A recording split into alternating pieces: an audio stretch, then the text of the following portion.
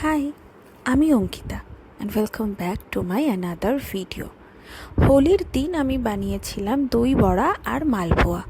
দই বড়া বানানোর জন্যই আমি আগের দিন রাত্রির থেকে ভালো করে ডালটাকে ভিজিয়ে রেখেছিলাম, আর পরের দিনকে ভালো করে বেটে নিয়ে বড়াগুলো বানিয়ে ঈষৎ উষ্ণ জলে কিছুক্ষণ ডুবিয়ে রাখলাম। আর অন্যদিকে আমি দইটা ভালো করে তাতে নুন, মিষ্টি আর ভাজা মশলা দিয়ে ফেটিয়ে তার মধ্যেই বড়াগুলো ডুবিয়ে কয়েক ঘন্টার জন্য ফ্রিজে রেখে দিয়েছিলাম।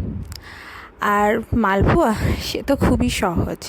ময়দা, দুধ, চিনি দিয়ে পাতলা করে একটা ব্যাটার বানালাম। তাতে আমার পছন্দ মতন আমি মৌরি, কাজু, কিশমিশ দিয়েছিলাম। তোমরা চাইলে আরও অন্য কিছু অ্যাড করতেই পারো। বাস তেলে ছাড়লেই মালপোয়া রেডি।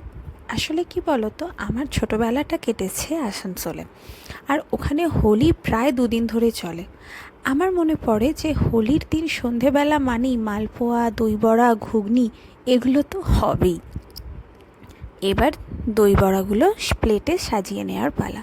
কিছুই না, বড়াগুলো দিয়ে ভালো করে দই দিয়ে তাতে তেঁতুলের সস দিয়েছিলাম, আমি সসটাই অ্যাড করেছিলাম।